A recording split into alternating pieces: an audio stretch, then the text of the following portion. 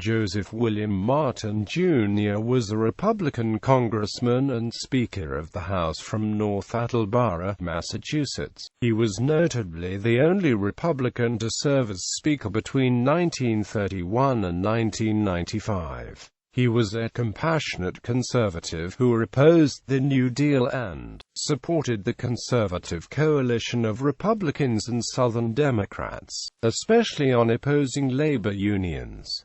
He lost the role of House Republican leader to an even more conservative Midwesterner. Links to Southern Massachusetts. Joe Martin was born in North Attleborough, Massachusetts, the son of Catherine and Joseph William Martin, a blacksmith. He graduated from North Attleborough High School, where he played shortstop on the school baseball team. He also played semi-professional ball in an intercity league, from which he earned $10 per game. Martin worked for the Evening Chronicle, first as a newspaper delivery boy and then as the managing editor and publisher. In his autobiography entitled My First 50 Years in Politics, Martin describes the North Attleborough where he was reared. I made still more friends as a delivery boy for the North Attleborough Evening Chronicle. Our world was much smaller and more intimate then than it is now. The population of the town was only 4,000, and it seemed that everyone knew everyone else.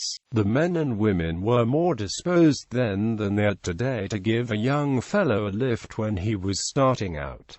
No one bothers anymore. People are colder, more indifferent than they used to be. Though Martin had intended to attend Dartmouth College, he instead remained with his newspaper work, where his future prospects seemed promising. I felt that I should keep working and take some of the burden off my parents by helping put my younger brothers through college, noting that he used most of his $750 annual salary as a state senator to defray Edward's expenses at Dartmouth. Career. Martin served in the Massachusetts House of Representatives, Massachusetts Senate and the United States House of Representatives. He entered Congress when Massachusetts was a historically Republican state. As Democrats gained overwhelming strength over the years, Martin managed to hold on to his House seat despite ongoing redistricting. In his autobiography, Martin explains, "Redistricting is an officeholder's nightmare because overnight it can change the makeup of his constituency sufficiently perhaps to cost him the next election. The dread of everyone who holds an elective office within a given district is that when the boundaries are redrawn, as they are from time to time because of population changes, he will lose a friendly town or pick up a hostile one, and that either way the vote will shift against him. The truth of the matter is that redistricting goes to the heart of democratic government.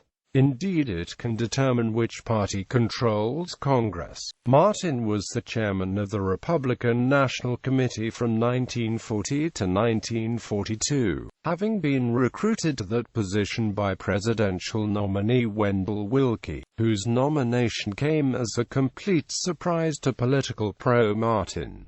During the New Deal, he stood out as a major opponent of Franklin D. Roosevelt's policies and opposed his internationalist outlook on foreign affairs. However, he supported a few New Deal measures, such as the establishment of the minimum wage. During the 1940 presidential campaign, Martin achieved a measure of notoriety as one-third of President Roosevelt's famous denunciation of Martin, Barton and Fish. The other two were fellow GOP House members Bruce Fairchild Barton and Hamilton Fish III. After 1952, Martin joined the moderate wing of the Republican Party and supported Dwight D. Eisenhower's internationalist outlook, endorsed federal aid for school construction, and backed Lyndon B. Johnson's Economic Opportunity Act of 1964.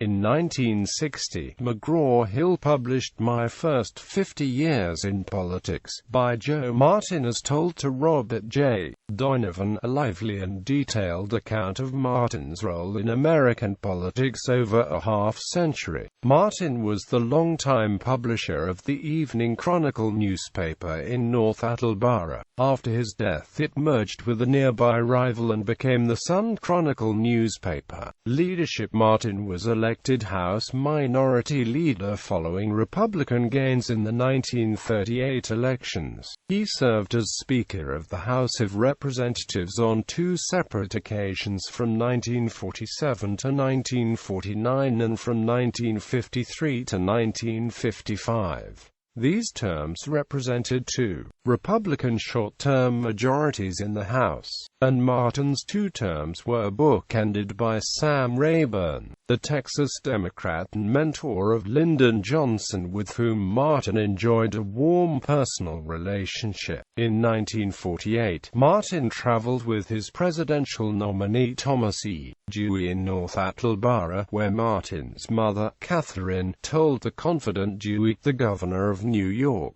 that he was too complacent in the campaign and could not take victory for granted.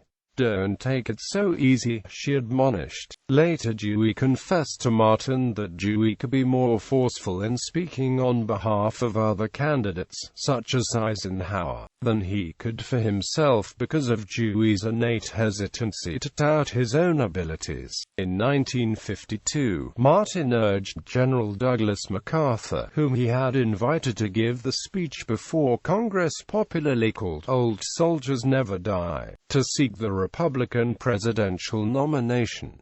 MacArthur, however, favored U.S. Senator Robert A. Taft of Ohio, who lost the nomination to Wilkie in 1940, to Dewey in 1948, and to Dwight Eisenhower in 1952. Eisenhower then defeated Governor Adlai Stevenson, Jr. of Illinois. In his capacity as leader of the House Republicans, Martin presided over the Republican National Convention on 5 occasions between 1940 and 1956.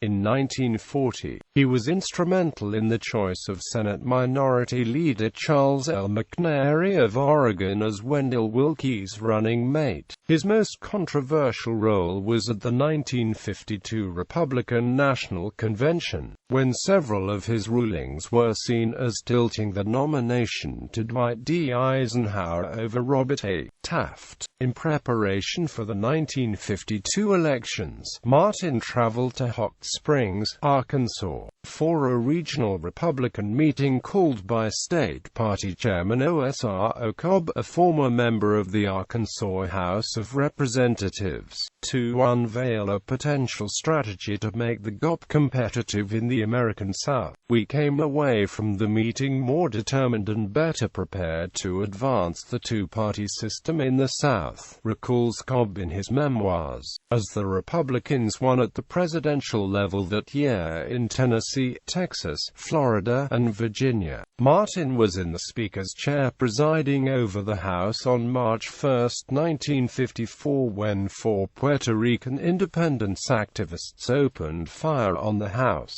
wounding 5 congressmen. According to the later recollection of House doorkeeper William Fishbait Miller, Martin reacted by wrapping himself in the flag behind the Speaker's chair. Martin would be the last Republican to serve as Speaker of the House until the election of Newt Gingrich of Georgia in the aftermath of the Republican Revolution almost 40 years later. Martin remained leader of the House Republicans until 1958, when the party experienced heavy losses in that year's elections. In the aftermath, Martin was ousted from the leadership by his deputy, Charles A. Halleck. In spite of this defeat, Martin chose to remain as a backbench member of the House. 8 years later, in 1966, he was ousted from his seat in the Republican primary by the more liberal Margaret Heckler, who was 46 years his junior. He was also one of 6 speakers to serve more than one non-consecutive term, and the second Republican, after Congress, He lost re-nomination in 1966. He died in Hollywood, Florida, on March 6, 1968. Legacy. Today, in his hometown of North Attleborough, the Joseph W. Martin Jr. Elementary School bears his name, as does the Joseph W. Martin Institute for Law and Society, which houses his personal archives. The Martin Institute is located at Stonehill College in northeastern Massachusetts. In 2007, the North Attleborough High School Alumni Association established the Joseph W. Martin Jr. Distinguished Alumni Award to recognize the outstanding professional and civic achievements of the men and women who are former students of North Attleborough High School.